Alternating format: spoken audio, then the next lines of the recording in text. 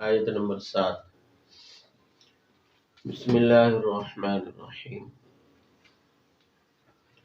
الذین یحملون العرش ومن حوله یسبحون بحمد ربهم ویؤمنون به ویستغفرون للذین آمنوا ربنا وسعت كل شیء رحمة وعلما فاغفر للذین تابوا واتبعوا سبیلک وقهم عذاب الجحیم۔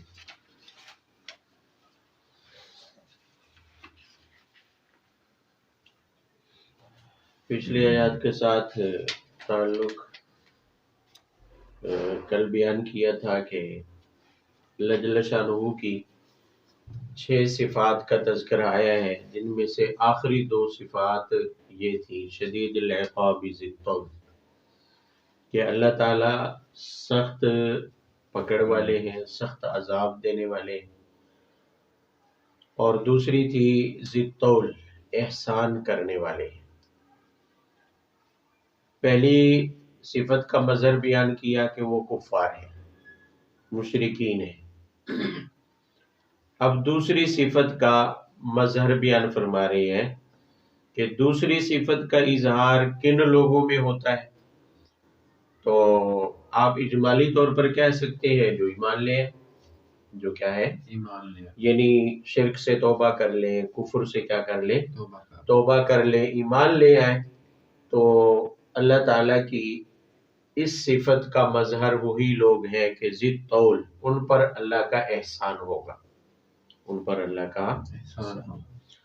اب اللہ کے احسان کس پر ہے، کیسے ہے، وہ ان 3 آیات میں اس کی تفصیل بتائی گئی ہے۔ چنانچہ فرمایا الذین یحملون العرش ومن حولہ یسبحون بحمد ربہم۔ اللہ تعالیٰ کے جو مقرب فرشتے ہیں جنہوں نے عرش کو اٹھایا ہوا ہے، یا وہ جنہیں ملائے اعلیٰ کہتے ہیں جو عرش کے ارد گرد ہیں، جو عرش کے ارد گرد ہیں، یہ وہ فرشتے ہیں جو اللہ تعالیٰ کے نزدیک ہیں جگہ کے اعتبار سے، اس اعتبار سے کہ اللہ کے عرش کو اٹھایا ہوا ہے یا عرش کے قریب ارد گرد ہیں۔ تو اس قرب کی وجہ سے ان فرشتوں کا مقام بھی اونچا ہے، بلند ہے، اللہ تعالیٰ نے ان کو قرب عطا فرمایا ہے۔ ان کا ایک خاص وظیفہ بتایا جا رہا ہے کہ وہ فرشتے جو اللہ کے قرب میں رہتے ہیں ان کا وظیفہ کیا ہے، وہ کیا کرتے ہیں، ان کا عمل اور ذمہ داری کیا ہے۔ فرمایا ایک تو یہ ہے کہ یسبحون بحمد ربہم، یہ پہلے بھی گزرتا رہا ہے کہ وہ اپنے رب کی حمد اور تسبیح کیا کرتے ہیں، بیان کرتے ہیں۔ یہ تو ہے ان کا وہ وظیفہ جسے آپ کہہ سکتے ہیں کہ ان کی اپنی ذات کے فائدے کے لیے ہے، جسے عبادت کہتے ہیں۔ یہ ان کی عبادت ہے، یہی ان کی غذا ہے، یہی ان کا کل عمل ہے، جمع پونجی ہے، جو ان کی ڈیوٹی لگائی گئی ہے کہ عرش کے ارد گرد رہنا ہے اور یسبحون بحمد ربہم، حمد اور تسبیح وہ کرتے رہتے ہیں۔ دوسرا فرمایا یؤمنون بہ، وہ ایمان بھی رکھتے ہیں اللہ پر، اللہ پر ایمان بھی رکھتے ہیں۔ بھئی جب وہ تسبیح اور حمد بیان کر رہے ہیں تو مومن تو وہ آلریڈی ہے، پھر یہ بتانا کہ وہ ایمان بھی رکھتے ہیں۔ فرشتے تو سارے ہی کیا ہیں، ایمان رکھنے والے ہیں، فرشتوں میں کوئی کافر نہیں ہے، کوئی فرشتہ نافرمان نہیں ہے، صغیرہ کبیرہ تمام گناہوں سے وہ کیا ہے، معصوم ہے، تو کفر سے تو وہ ویسے ہی پاک ہے۔ تو جو پہلے سے ہی مومن ہیں ان کے بارے میں یہ بیان فرمانا یؤمنون بہ کہ وہ کیا رکھتے ہیں، یہ تو تحصیل حاصل ہے کہ ایمان تو ان کو پہلے ہی حاصل، ایمان تو ان کو پہلے ہی کیا ہے، حاصل ہے۔ بھئی ایک بندہ جس نے نماز پڑھ لی ہے پھر اس کو کہنا نماز پڑھ لو، ٹھیک ہے؟ ایک بندہ انجینئر کر چکا ہے پھر اس کو کہنا بھی انجینئر ہو جاؤ، جو کام کر چکا ہے، جو وہ حاصل کر چکا ہے، پھر اسی کا حکم دینا یا اس کو صفت کے طور پر بیان کرنا، یہ تو تحصیل حاصل ہے۔ اللہ تعالیٰ فرما رہے ہیں کہ یسبحون بحمد ربہم، وہ اپنے رب کی تسبیح اور حمد بیان کرتے ہیں۔ تو اس سے یہ بھی ظاہر ہو گیا کہ وہ ایمان والے ہیں، فرشتے ہوتے ہی ایمان والے ہیں۔ یؤمنون بہ، یہ فرمانے کا کیا مطلب ہے؟ مفسرین کہتے ہیں کہ یؤمنون بہ یہ اس لیے نہیں کہا جا رہا کہ فرشتوں ایمان کے علاوہ بھی ہوتے ہیں، ایمان کے بغیر بھی، بلکہ یہ صفت بیان کر کے یہ بتایا جا رہا ہے کہ وہ مومنین کے ساتھ تعلق رکھتے ہیں، انہی جیسے ہیں۔ مومنین پہ انسان، مومنین دنیا کے اندر، کائنات کے اندر رہتے ہوئے، وہ اس میں تو ایمان اور کفر کا سوال ہے کہ نہیں ہے، کہ کچھ بندے کو کافر ہیں اور کچھ کیا ہیں، مومن ہیں۔ فرمایا وہ جو اللہ کے مقرب ترین فرشتے ہیں، تمہارے ساتھ ان کی نسبت یہ ہے کہ تم بھی مومن ہو، وہ بھی کیا ہے، مومن۔ اور المومن اخو المومن، مومن مومن کا کیا ہوتا ہے، بھائی ہوتا ہے۔ لہذا ایمانی رشتہ اگر دیکھیں تو اللہ کے مقرب ترین فرشتے ایمانی رشتے کے ساتھ تمہارے ساتھ ان کی نسبت ہے کہ وہ بھی مومن ہے اور تم بھی کیا ہو، مومن ہو۔ تو گویا یؤمنون بہ کہہ کر انسانوں کو متوجہ کیا جا رہا ہے، ہمیں متوجہ کیا جا رہا ہے کہ وہ اللہ کے خاص فرشتے جن کا وظیفہ ایک یہ ہے کہ وہ حمد اور تسبیح میں لگے رہتے ہیں، وہ تمہارے ساتھ تعلق رکھتے ہیں، تمہارے ساتھ ان کو خاص نسبت حاصل ہے کہ وہ بھی ایمان والے ہیں اور تم بھی کیا ہو، ایمان والے۔ وہ ایمان والے رشتے کو نبھا رہے ہیں اور تم ایمان والے رشتے کو نہیں نبھا رہے۔ وہ اپنی اس ایمانی اخوت کو تمہارے ساتھ کیا کر رہے ہیں، نبھا رہے ہیں۔ کیسے؟ وہ آگے آ رہے ہیں، فرمایا یستغفرون للذین آمنوا، وہ فرشتے ایمان والوں کے ساتھ اپنی ایمانی اخوت کو کیسے نبھا رہے ہیں کہ وہ ہر وقت ایمان والوں کے لیے دعاؤں میں مصروف رہتے ہیں۔ دعاؤں میں کیا رہتے ہیں، مصروف رہتے ہیں۔ نہیں سمجھے بھئی؟ وہ تو ہے ان کی ذاتی عبادت، ایک وظیفہ کہ یسبحون بحمد ربہم، کہ انہوں نے اللہ کی حمد اور تسبیح کیا کرنی ہے، بیان کرنی ہے، وہ تو ان کی ذات سے تعلق رکھتی ہے۔ اب انسانوں کے ساتھ بھی تو ان کا ایمانی رشتہ ہے، اور حدیث میں ہے کہ مومن مومن کا کیا ہوتا ہے، بھائی ہوتا ہے، چاہے وہ فرشتہ ہو یا انسان ہو، مومن ہونے کی حیثیت سے وہ کیا ہے، ایمانی اخوت ہے، بھائی چارہ ہے ان کے درمیان۔ اب اس بھائی چارے کے بھی تو کچھ حقوق ہیں، بھائی چارے کے بھی تو کوئی کیا ہے، تو فرمایا فرشتے اپنے بھائی چارگی ادا کر رہے ہیں، انہوں نے اپنے بھائی چارے والے حقوق کیا کر دیے ہیں، وہ کیا ہے کہ وہ ہر وقت تمہارے لیے استغفار میں لگے رہتے ہیں، تمہارے لیے دعائیں کرتے رہتے ہیں، اور کوئی ایک آدھ دعا بھی نہیں، ایک آدھ وقت میں بھی نہیں، فرمایا وہ مسلسل مومنین کے لیے کیا رہتے ہیں، دعا کو۔ اور ان کی دعا کے اندر کیا کیا شامل ہوتا ہے؟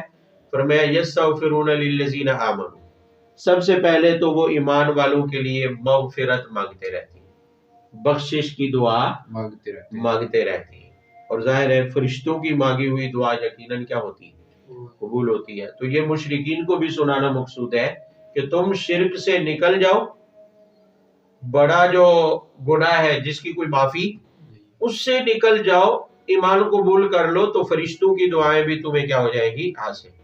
اور فرشتوں کی دعائیں جنہیں حاصل ہو تو اس کی بخشش اور معافی تو یقیناً ہوگی۔ اور دوسرا فرمایا ربنا وسعت کل شیء رحمہ وعلما فاغفر للذین تابوا، یہ دعا کا دوسرا حصہ ہے۔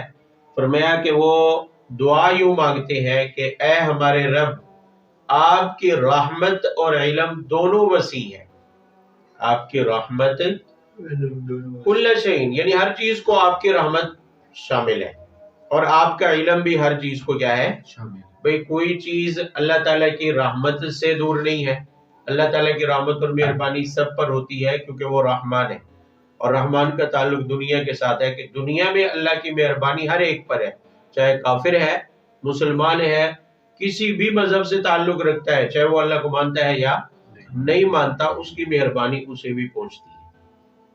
بھئی کافر ہونے کے باوجود رزق مل رہا ہے، دین کا دشمن ہونے کے باوجود مال و دولت مل رہا ہے، دنیا کی نعمتیں مل رہی ہیں، صحت اور تندرستی مل رہی ہے، دنیا کی ہر نعمت مل رہی ہے، تو اس کا مطلب یہ ہے کہ اس کی رحمت دنیا میں سب کے لیے عام ہے۔ تو فرشتے اسی کا حوالہ دیتے ہیں کہ یا اللہ تیری رحمت تو ہر چیز کو کیا ہے، شامل ہے، اور تیرا علم تو ہر چیز کو شامل ہے، یعنی تو ہر ذرے کو جانتا ہے، لہذا فاغفر للذین تابوا، جو کبیرہ گناہوں سے توبہ کر لے مومن اس کو بخش دے، یعنی توبہ کرے تو اس کی توبہ قبول فرما اور اس کے گناہوں کو تو کیا کر دے، معاف کر دے۔ یہ فرشتوں کی دعائیں ہیں، ابھی ختم نہیں ہوئی۔ تیسری دعا فرمایا واتبعوا سبیلک، واتبعوا سبیلک، فرمایا کہ جنہوں نے توبہ کی اور آپ کے راستے کی پیروی کی ان کے گناہوں کو معاف فرما دے۔ ایک تو یہ ہے کہ مومن نے گناہ کیا، کبیرہ گناہ کا ارتکاب کیا، توبہ کر لی، تو فرمایا فرشتے گویا ان کی دعا سفارش بن جاتی ہے، ایمان والوں کے لیے ان کی دعا کیا بن جاتی ہے، اور وہ کیوں کر رہے ہیں؟ صرف بھائی چارہ ادا کرنے کے لیے، جو ایمانی قوت ہے، ایمانی رشتہ ہو گیا ہے، لہذا اللہ کے ہاں وہ سفارش کر رہے ہیں کہ یا اللہ جو توبہ کرے اس کی توبہ کو تو کیا کر لے، قبول کر لے۔ اور آگے فرمایا واقعہم عذاب الجحیم، چوتھا یہ ہے کہ وہ یہ دعا کرتے ہیں کہ یا اللہ انہیں جہنم کے عذاب سے کیا کر لے، بچا لے۔ ربنا وادخلهم جنات عدن التي وعدتهم ومن صلح من آبائهم وازواجهم وذرياتهم، یہ پانچویں دعا ہے جو ایمان والوں کے لیے فرشتے کرتے ہیں۔ فرمایا کہ اے ہمارے رب ان کو داخل فرما ہمیشہ کے باغات میں جن کا تو نے کیا کیا ہے، یہ بھی سفارش ہے۔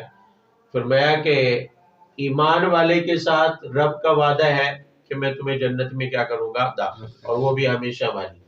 تو فرشتے اسی کا حوالہ دے کر کہتی ہیں اللہ جن باغات، جس جنت کا وعدہ آپ نے ان سے کیا ہے وہ جنت انہیں کیا کر دے، عطا کر۔ اور صرف انہیں نہیں، من صلح من آبائی، جنت کے جو اہل ان کے آبا و اجداد ہیں ایمان والے، انہیں بھی، ان کی ازواج اور اولاد بھی، یعنی صرف مومن کے لیے دعا نہیں، اس کے والدین کے لیے بھی، اس کے ازواج اور اولاد کے لیے بھی، سب کے لیے وہ فرشتے کیا کرتے ہیں، دعا کرتے ہیں۔ اور چھٹی دعا واقعہم السیئات ومن تق السیئات یومئذ فقد رحمتہ، یہ آخری دعا ہے۔ فرمایا فرشتے یہ دعا کرتے ہیں کہ یا اللہ ان مومنین کو برائیوں سے بچا، انہیں گناہوں سے کیا ہے، بچا، کیونکہ جس کو تو نے گناہوں سے بچایا فقد رحمتہ، تو یہ بھی تیری مہربانی ہے، یہ بھی تیری کیا ہے، بے اللہ تعالیٰ کی مہربانی۔ صرف یہ نہیں کہ مال و دولت دے دیا، زندگی اور صحت دے دی، یہ بھی اللہ تعالیٰ کی مہربانی ہے کہ کسی کو گناہوں سے بچنے کی کیا دے دے، توفیق۔ تو فرشتے کہہ رہے ہیں دعا مانگتے ہوئے کہ یا اللہ مومنین کو گناہوں سے بچا، یعنی انہیں گناہوں سے بچنے کی توفیق عطا فرما۔ کیوں؟ وذالک هو الفوز العظیم، بڑی کامیابی تو یہی ہے کہ بندہ نافرمانیوں سے بچ جائے، بندہ گناہوں سے کیا ہے، بچ جائے۔ تو یہ فرشتوں کی وہ 6 دعائیں ہیں جو فرشتے ایک مومن کے لیے مانگتے ہیں۔ اور وہ فرشتے کون سے؟ جو اللہ کے نزدیک ترین فرشتے ہیں، عرش کو اٹھائے ہوئے ہیں، الذین یحملون العرش، اور دوسرے ومن حولہ، جو عرش کے ارد گرد ہیں، جنہیں مالا اعلیٰ کہا جاتا ہے، وہ خاص مقرب فرشتے تسبیح اور حمد کے ساتھ ساتھ مومنین کے لیے یہ دعائیں کیا ہے، کرتے رہتے ہیں۔ کس لیے کرتے ہیں؟ کس لیے کرتے ہیں؟ اخوت، ایمانی اخوت، ایمانی بھائی چارہ، اس کا حق ادا کرنے کے لیے فرشتے تو کرتے ہیں، حالانکہ وہ ایک الگ مخلوق ہے، الگ جنس ہے، الگ جنس ہے۔ اللہ تعالیٰ نے ان کو مومنین کے ساتھ ایمانی بھائی چارہ، ایمانی اخوت میں باندھ دیا، اور فرشتے اس ایمانی بھائی چارے کی وجہ سے دعا کرتے رہتے ہیں۔ اور ہم جو آپس میں اسی ایک ہی جنس سے تعلق رکھتے ہیں، انسانیت سے، انسانی بھائی چارہ، پھر حقیقی بھائی چارہ کہ نسبی تعلق بھی ہے، ایمانی بھائی چارہ بھی ہے، اور انسانیت والا بھائی چارہ بھی ہے کہ ایک ہی جنس سے کیا رکھتے ہیں، تعلق، یعنی انسانیت سے تعلق رکھتے ہیں، ایک ہی مخلوق سے ہے۔ یہ ہمیں سبق دیا جا رہا ہے کہ ایمان والوں کا ایک دوسرے پر سب سے پہلا، سب سے بڑا حق یہی ہے کہ ایک دوسرے کو دعاؤں میں کیا رکھیں، یاد رکھیں۔ اور یہ حق وہ ہے جو زندہ کا بھی ہے اور مردوں کا بھی ہے، مرنے کے بعد بھی یہ حق ختم نہیں ہوتا۔ مر گئے یہ حق تب بھی کیا رہے گا؟ برقرار رہے گا. باقی سارے حقوق ختم ہو جاتے ہیں. بھئی والدین زندہ ہے، خدمت کر رہے ہیں، یہ حق تب تک ہے جب تک کہ کیا ہے؟ زندہ ہے. بھائی ہے، اس کی دنیاوی معاملات میں یا دنیاوی حقوق جتنے بھی ہیں وہ تب تک لازم ہے جب تک کہ وہ کیا ہے؟ زندہ ہے. ایک مسلمان کے دوسرے مسلمان پر جو حقوق ہے وہ زندگی کی حد تک وہ ختم ہو جائیں گے جب زندگی ختم ہوگی. مگر دعا اور استغفار، ایک مومن کی دوسرے مومن کے لیے دعا اور استغفار وہ زندگی میں بھی لازم ہے بطور حق کے، اور مر جانے کے بعد بھی لازم ہے بطور حق. اس حق کی ادائیگی کیا ہے؟ لازم ہے. یہ فرشتوں کی دعا بتا کر ہمیں یہی سبق دیا جا رہا ہے. یہ نصیحت کی جا رہی ہے کہ فرشتے ایک غیر جنس سے ہونے کے باوجود، اس مخلوق سے ہونے کے باوجود جو انسان نہیں دوسری ایک مخلوق ہے، اس کے باوجود وہ اپنے ایمانی اخوت اور بھائی چارے کا حق ادا کرتے ہوئے دعا کرتے ہیں. تو ایک مومن دوسرے مومن کے لیے اس کا یہ حق بنتا ہے کہ ایک ہی جنس سے تعلق رکھتے ہیں، ایک ہی برادری سے تعلق رکھتے ہیں، تو ان کے لیے تو ایک دوسرے کے لیے دعا کرنا اس سے بھی زیادہ لازم ہے. لہذا اپنا بھائی چارہ ادا کرنے کا یہی طریقہ ہے کہ ہر وقت دعا مانگتے رہے رشتہ داروں کے بارے میں کہ یا اللہ ان کو اس میں کامیابی. کوئی جا رہا ہے اس کا کام نہیں ہوگا، اس کا کام نہیں ہوگا، ایسے نہیں ہوتے کام کرنے والے، یعنی بس ٹانگیں کھینچنے پر لگے رہے. تو بھائی چارے کا حق یہ ہے کہ اگر کوئی دنیا کے کام میں یا دین کے کام میں لگا ہوا ہے تو اس کے لیے کیا کرتے رہیں؟ دعا کرتے رہیں. اس کے لیے آپ عملی طور پر کوئی مالی خدمت نہیں کر سکتے، اس کے ساتھ جا کر کھڑے نہیں ہو سکتے، تو دعا تو کر سکتے ہیں نا. اور یہ دعا اتنا بڑا ہتھیار ہے کہ وہ فرشتے جو عملی طور پر اگرچہ وہاں مشغول ہیں، اللہ تعالیٰ کے فرش کو عرش کو اٹھائے ہوئے ہیں اور اللہ تعالیٰ کی حمد و تسبیح میں مشغول ہیں، مگر وہ عملی اس سے اگرچہ دوری عملی طور پر ایک انسان کی وہ مدد کرنے کے لیے یہاں نہیں آتے، مگر وہ زبانی طور پر دعاؤں میں بھی نہیں بولا. تو ایک دعا ہی یہ اتنا بڑا عمل ہے کہ ایک انسان کے دوسرے انسان پر جو حقوق ہیں وہ تو ادا ہوں گے ہی، وہ تو ادا ہوں گے. دوسرے بڑے بڑے فسادات سے بھی انسان محفوظ ہو جاتا ہے. بھئی جب ایک مسلمان اپنے دوسرے مسلمان بھائی کے لیے، اپنے عزیز کے رشتہ دار کے لیے دعا کر رہا ہے، اس کی غیبت سے بچا رہے گا، حسد سے بچا رہے گا، جلن سے کیا ہے؟ بچا رہے گا. اس کے ساتھ دشمنی، بغض، نفرت، یہ سارے گناہ وہ ہیں جو کبیرہ گناہ ہیں. ان مہلک ترین گناہوں سے بچنے کا یہی ذریعہ ہے کہ دعا کرتے ہیں. یہی ذریعہ ہے کہ کیا کرتے رہیں؟ دعا کا وظیفہ چھوڑ دیا تو پھر یہ سارے گناہ اندر داخل ہو جائیں. اگر ایک مسلمان بھائی کے لیے آپ دعا نہیں کر رہے، اس کے ساتھ حسد میں بھی مبتلا ہوں گے، اس کی کامیابی پر جلن بھی ہوگی، اس کے ساتھ بغض بھی ہوگا، نفرت بھی ہوگی. سمجھ آ رہی ہے؟ پھر اس کے خلاف بددعائیں بھی نکلے گی، دشمنی بھی پیدا ہوگی. تو ایک عمل دعا کرنا ایسا عمل ہے جو اتنے بڑے گناہوں سے بھی کیا کر رہا ہے؟ بچا رہا ہے، اور ایمانی حق بھی کیا ہو رہا ہے؟ تو یہ سودا سستا نہیں ہے کہ بندہ ان کے لیے دعائیں کرتا رہے. اور یہ دعا سے صرف اس کو کامیابی نہیں ملے گی. دعا جب بندہ کسی دوسرے کے لیے کرتا ہے، دعا کی قبولیت کے جو شرائط یا طریقے قرآن و حدیث میں آئے ہیں، ان میں سے ایک طریقہ یہ بھی ہے کہ اگر اپنے لیے مانگی ہوئی دعا کی قبولیت جلدی چاہتے ہیں اور یقینی قبولیت چاہتے ہیں تو سب کے لیے دعا مانگیں. دعا عام ہونی چاہیے. دعا کیا ہونی چاہیے؟ عام ہونی چاہیے، سب کے لیے ہونی چاہیے. وہ مشہور صحابی رسول کا واقعہ ہے کہ ایک دیہاتی تھے، نیا نیا کلمہ پڑھا تھا، کبھی انہوں نے مسجد نہیں دیکھی تھی، مسجد میں نماز نہیں پڑھی تھی. تو وہ دیہاتی آئے، اور آنے کے بعد ابھی شاید غالباً مجھے وہ پوری تفصیل یاد نہیں ہے، شاید کلمہ بعد میں پڑھا یا ابھی ملنے کے لیے آئے تھے. تو آتے ہی مسجد میں نا وہ پیشاب کرنے کے لیے بیٹھ گئے.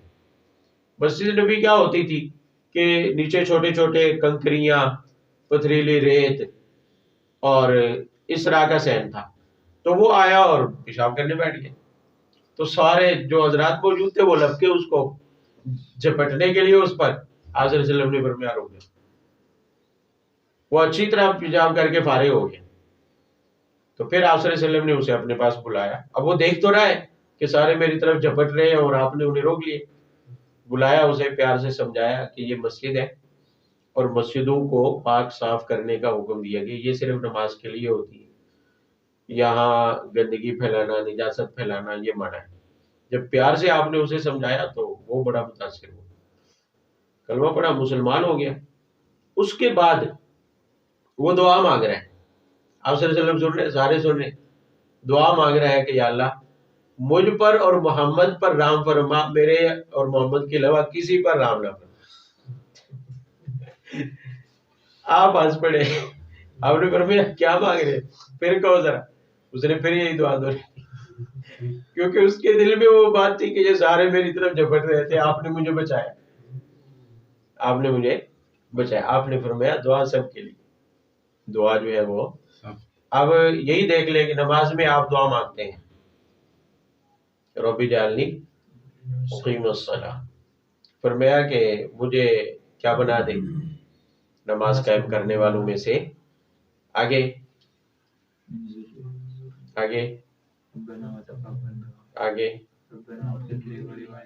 آگے وللمؤمنین، یہاں بھی یہی سکھایا جا رہا ہے کہ دعا صرف اپنی ذات کے لیے نہیں بلکہ وللمؤمنین، سب کے لیے، دعا سب کے لیے۔ اور یہ دعا کی قبولیت کے طریقوں میں سے ایک کیا ہے، طریقہ ہے کہ دعا عام ہونی چاہیے، صرف اپنی ذات کے لیے نہیں ہونی چاہیے۔ اگر سب کے لیے دعا کریں گے تو پھر اپنی دعا بھی کیا ہوگی، قبول ہوگی۔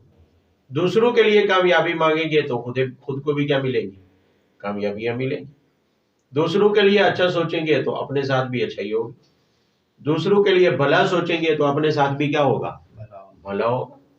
اس وقت ہمارے لیے، ہمارے جو معاشرے میں بہت سارے فسادات اور تنگی ہے، ان کی جڑ تو یہی گناہ ہے، غیبت، حسد، بغض، اور ایک دوسرے کے ساتھ جلن رکھنا، ٹانگیں کھینچنا، بد دعائیں، یہ ان سب کی پیداوار ایک ہی چیز ہے، دعا نہ کرنا۔ ایک دوسرے کے لیے دعا کریں گے تو یہ سارے گناہ کیا ہو جائیں گے، بہت ختم ہو جائیں گے، اور صلہ رحمی کا حق بھی ادا ہوگا، اور صلہ رحمی کا حق ادا کریں گے تو اللہ تعالیٰ رزق روزی کی تنگیاں بھی کیا کر دیتی ہیں، دور کر دیتی ہیں، معاشی مشکلات بھی کیا کر دیتے ہیں، دور کر دیتے ہیں۔ معاشی مشکلات کا ایک حل اپنے عزیز و اقارب جو فوت ہو گئے ان کے لیے دعا کرنا، ان کے لیے دعا کرنا، اور زندوں کے ساتھ تعلق کو جوڑ کے رکھنا، یہ بھی معاشی خوشحالی کا ایک وظیفہ ہے۔ لوگ پوچھتے ہیں نا وظیفے، ورد، کہ ہمیں کوئی آیت بتا دو ہم وظیفہ پڑھتے ہیں، حالانکہ رشتہ داروں کے ساتھ ایسے تعلق توڑ کے بیٹھے ہوتے ہیں جیسے کوئی امریکہ اور طالبان کے درمیان میں دشمنی ہوتی ہے، اتنی بڑی بڑی دشمنیاں پال کے بیٹھے ہوتے ہیں۔ چلو جی۔